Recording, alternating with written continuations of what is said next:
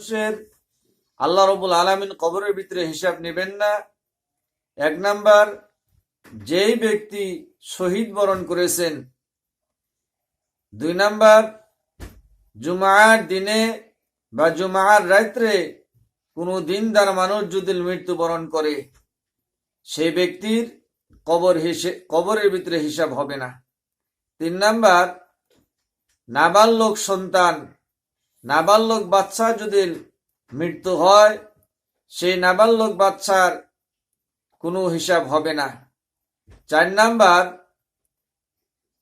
সাদিক ইয়া সত্যবাদী জিনারা, তাদের হিসাব হবে না।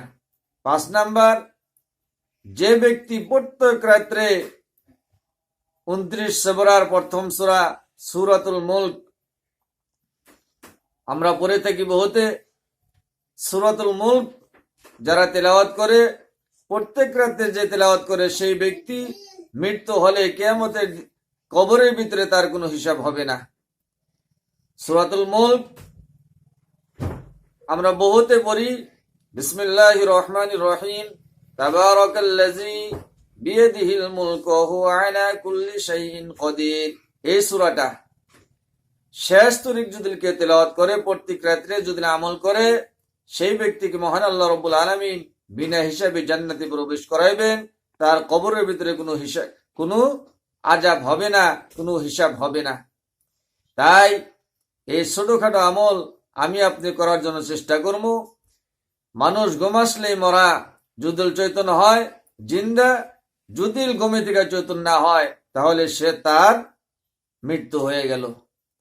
তাই ঘুমাসার আগে কিছুগুলো আমল আছে, যেরকম অজু শহীদ ছোঁয়া লাগে, কালেমা পড়া লাগে, আস্তাগফার পড়া লাগে, ঘুমের দোয়া আছে, আল্লাহুম্মা বিইসমিকা আমুতু ওয়া আহইয়া, এই দোয়া কয়ে ঘুমাসা লাগে।